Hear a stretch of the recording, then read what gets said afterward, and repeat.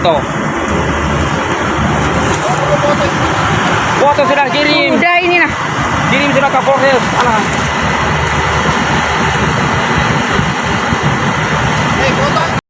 Seorang perempuan berinisial CR diadukan ke Polres Bontang. Tuduhannya cukup serius, yakni melakukan penyerobotan atas lahan yang kini menjadi areal pemboran minyak Pertamina di Muara Badak, Kabupaten Kutai Kartanegara. Pelapor adalah pihak keluarga Mukhtar yang mengklaim sebagai pemilik lahan seluas 8,2 hektar di sana. Tidak hanya CR yang diadukan pidana kepada polisi, tetapi juga dua warga lain yang memiliki sertifikat di atas tanah tersebut. Untuk langkah selanjutnya, tentu saja kami akan mengambil langkah-langkah hukum terhadap siapapun yang telah berupaya melakukan perampasan terhadap hak-hak tanah klien saya, khususnya oknum-oknum pemerintahan yang telah menerbitkan sertifikat atas nama dirinya di atas tanah klien saya. Ya, ada di situ sertifikat atas nama, ada sertifikat atas nama, kemudian di situ diterbitkan oleh BPN. Tentu saja kami akan memikirkan ini untuk mengambil langkah-langkah hukum. Apakah sertifikat ini benar-benar memiliki alas hak, ataukah ini adalah perbuatan melawan hukum? Dan ini akan kami lakukan langkah-langkah berikutnya. Kami pasti akan mengambil langkah-langkah hukum. Pihak keluarga keberatan dengan ulah CR yang terus-menerus melakukan gugatan perdata ke pengadilan terkait tanah tersebut. Meski gugatan CR sudah kalah di pengadilan negeri dan dinyatakan tanah dimaksud CR bukan objek sengketa di tanah Mukhtar. Tetapi usaha CR masih berlangsung dengan mengajukan gugatan di Pengadilan Negeri Tenggarong.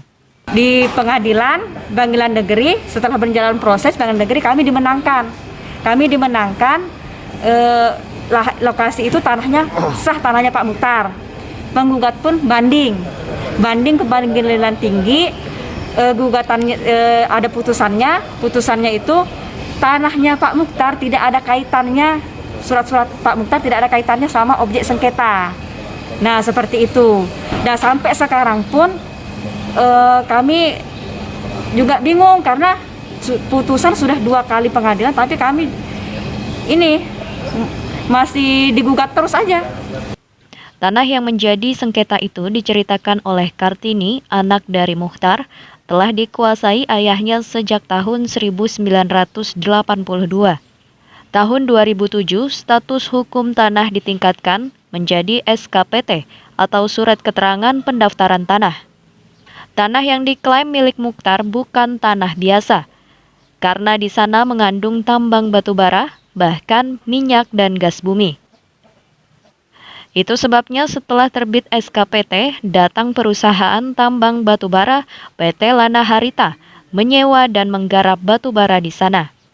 Tidak ada masalah, eksploitasi tambang batu bara berlangsung hingga berakhirnya kontrak sewa lahan tahun 2014. Karena sudah berakhir, tanah itu dikembalikan kepada Mukhtar dan keluarganya. Tanah kami itu kami kuasai kan dari 82, digarap sendiri sama bapak saya. Setelah itu ditingkatkan SKPT tahun 2007. Nah, pada bulan 3 2007 itu disewa Lana Harita, PT Lana Harita perusahaan batubara sampai tahun 2014. Setelah 2014 surat kembali ke kami. Kami pegang aja. Di 2019 ada kabar bahwa lahan Pak Mukhtar mau dikenakan pipa pemboran Pertamina. Nah, dari informasi dari adik saya Dewi bahwa suratnya disuruh dipecah jadi 2 hektar karena itu global 8,2. Tapi setelah itu kami naik ke lokasi melihat bahwa ini bergesernya jauh dan di patok situ ada namanya orang. Nah, saya protes sama adik saya, kok di patok sini ada namanya orang ya? Ini kan punya bapak saya sebagian. Nah, bilang adik saya ini, diam aja, nanti Pertaminanya kabur loh kalau kami ribut, kalau ini bersengketa. Nah, Pertamina kan banyak uangnya nih, lebih baik daripada kita bersengketa tanah nggak ada cair, ya kami diam, kami ikutin lah. kami ikutin dengan ini kan kerja di desa adik saya ini. Jadi dia memberitahukan ke saya kan. Nah, jadi kami diam. Setelah itu Pertamina kami nunggu ini mau dipembebaskan. Muncullah yang namanya menggugat kami di pengadilan negeri. Masalah muncul saat datang perusahaan minyak dan gas melakukan eksplorasi dan kemudian eksploitasi di atas tanah itu. Menurut versi keluarga Muchtar dan pengacaranya, mulai muncul klaim-klaim atas tanah itu diantaranya oleh perempuan berinisial CR. Bahkan kasus tersebut diangkat hingga peradilan perdata. Bahwa sebenarnya tergugat itu sudah melakukan gugatan pada Pengadilan Negeri Tenggarong pada perkara nomor 41. Nah, terhadap gugatannya tersebut, klien kami dimenangkan dengan amar putusan Majelis Hakim Pengadilan Negeri Tenggarong mengatakan jual beli tanah penggugat tidak sah.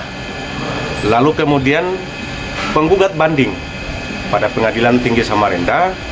Nah, Pengadilan Tinggi Samarinda menerima bandingnya. Tetapi putusan banding perkara tersebut mengatakan bahwa terhadap jual beli tanah penggugat itu sah, tetapi objek tanah penggugat dan tergugat itu berbeda. Nah, hal inilah yang menjadi pertimbangan kami untuk tidak melakukan upaya hukum selanjutnya. Karena sesungguhnya putusan Pengadilan Tinggi pada perkara banding 62 ini itu mendeklarasikan ya hak-hak masing-masing para pihak, baik pihak tergugat maupun pihak penggugat. Jelas dalam amar putusan mengatakan bahwa sah menurut hukum tanah tergugat Muchtar yang terletak di bla bla bla bla, luas 8,2 hektar ya. Nah, berdasarkan putusan ini kami tidak melakukan upaya hukum selanjutnya. Tetapi dengan inkrahnya putusan ini, penggugat kembali melakukan satu gugatan pada perkara perdata 76 di Pengadilan Tenggarong dengan gugatan serta merta. Kasus perdata dan pidana masih terus bergulir. Pihak pengacara tidak ragu-ragu menuding adanya mafia tanah dalam kasus tersebut. Dari Tenggarong, Hardin, BKTV melaporkan. Foto sudah kirim. Udah ini nah.